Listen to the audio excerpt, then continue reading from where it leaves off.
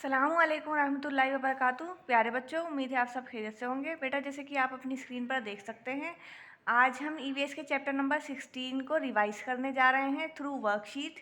ये वर्कशीट है और आपको अपनी कॉपी में इसको करना है। तो सबसे पहले आप अपनी कॉपीज़ ओपन कर लीजिए। आपको ऊपर डेट मेंशन करनी है, वर्कशीट चैप्टर नंबर 16 मेंशन करना है। उसके बाद आप नीचे से लिखना स्टार्ट करेंगे।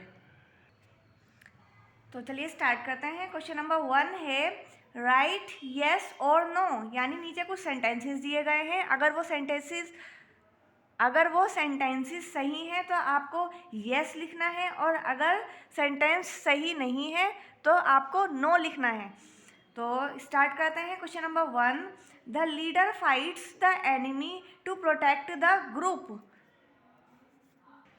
जो लीडर होता है किसी भी ग्रुप का, यहाँ जानवरों के ग्रुप की बात हो रही है, जानवरों के समूह की बात हो रही है कि जो लीडर होता है किसी भी ग्रुप का, वो फाइट करता है दुश्मनों से अपने ग्रुप को बचाने के लिए। तो क्या ये सेंटेंस सही है? Yes, this sentence is true. ये सेंटेंस सही है, तो इसलिए हम यस लिखेंगे, YES, यस। जो लीडर होता है वो फाइट करता है दुश्मनों से अपने ग्रुप को बचाने के लिए। जो भी उनका ग्रुप होता है, चाहे वो कोई भी जानवर हो, उस जानवर का जो लीडर होता है वो फाइट करता है दुश्मनों से अपने ग्रुप को बचाने के लिए। तो इसलिए ये सेंटेंस सही है, यहाँ पर यस लिखेंगे। उसके बाद है second, the youngest female elephant is the leader of the heard. Heard कहते हैं एलिफेंट के ग्रुप को, यानी हाथियों के झुंड को, हाथियों के समूह को। तो जो यंगेस्ट फीमेल एलिफेंट होती है, यानी जो सबसे छोटी फीमेल एलिफेंट होती है, क्या वो ग्रुप की लीडर होती है? यहाँ किसकी बात हो रही है? यहाँ एलिफेंट के ग्रुप्स की बात हो रही है। तो ये सेंटेंस क्या है? ये सेंटेंस रॉन्ग है, गलत है। तो इसलिए यहाँ पर नो लिखेंगे। लीडर तो जो ग्रुप में सबसे बड़ा होता है वो होता है, यानी बेटा जो ग्रुप में सबसे बड़ा होता है, बुजुर्ग होता है, वही ग्रुप का क्या होता है? सरदार होता है, लीडर होता है। अब है next question, question number 3, a group of fish is called a school. मछलियों के ग्रुप को स्कूल कहा जाता है। ये सेंटेंस क्या है? ये सेंटेंस सही है, ट्रू है। तो इसलिए यहाँ पर यस लिखेंगे, YES, यस। मछलियों के समूह को स्कूल कहा जाता है। नेक्स्ट क्वेश्चन है question number 4, hedgehog is friendly animal. Hedgehog कहते हैं कांटेदार चूहे को। तो कांटेदार चूहा क्या फ्रेंडली एनिमल होता है? यानी अगर हम उसके पास जाते हैं, उसको प्यार करते हैं, या उसको उठाते हैं, या उसके साथ खेलते हैं, तो क्या वो हमें नुकसान नहीं पहुंचाएगा? तो ये सेंटेंस क्या है? ये सेंटेंस फॉल्स है, गलत है। तो इसलिए यहाँ पर क्या लिखेंगे? यहाँ लिखेंगे नो, NO, नो। क्योंकि हेजहॉग फ्रेंडली एनिमल नहीं होता। अगर आप उसके पास जाने की कोशिश करेंगे, उसको हाथ लगाने की कोशिश करेंगे, या उसके साथ खेलने की कोशिश करेंगे, उसको पकड़ने की कोशिश करेंगे, तो वो आपको नुकसान पहुंचा सकता है, काट सकता है। तो इसलिए हेजहॉग फ्रेंडली एनिमल नहीं होता। तो यहाँ पर नो लिखेंगे। अब है next question, question number 5, remoras are small fish which ride on top of turtles और shark for protection and access of food. Remoras छोटी मछलियाँ होती हैं। ये क्या करती हैं? ये सवारी करती हैं टर्टल की और शार्क की पीठ पर, और अपना खाना ढूंढती हैं और ख़ुद को प्रोटेक्ट करती हैं, यानी अपना बचाव करती हैं दुश्मनों से। तो क्या ये सेंटेंस सही है? Yes, this sentence is true. ये सही है। तो इसलिए यहाँ पर यस लिखेंगे, YES, यस।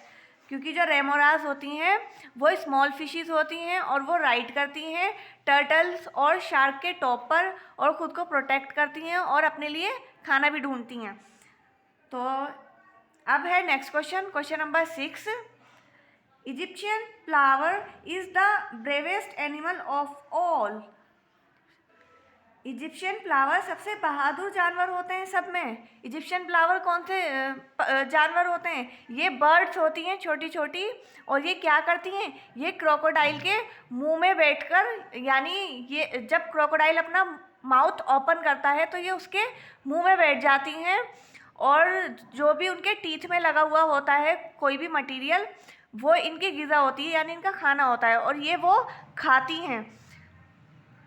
इस तरीके से जो क्रोकोडाइल के टीथ होते हैं उनकी सफाई भी हो जाती है और इनका खाना भी हो जाता है। अब आप देखिए कितना बड़ा क्रोकोडाइल और उसके माउथ में कोई भी बर्ड बैठकर खाना खाए, तो ये कितनी बड़ी बात है। इसलिए इसको ब्रेवेस्ट एनिमल कहा जाता है, इजिप्शियन प्लावर को।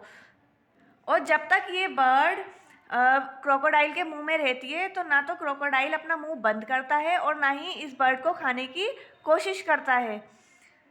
तो Egyptian plover is the bravest animal of all. तो दिस स्टेटमेंट इज ट्रू, ये स्टेटमेंट सही है, तो इसलिए यस लिखेंगे, YES, यस। अब है next question 7, birds have external years. क्या बर्ड्स के एक्सटर्नल ईयर्स होते हैं?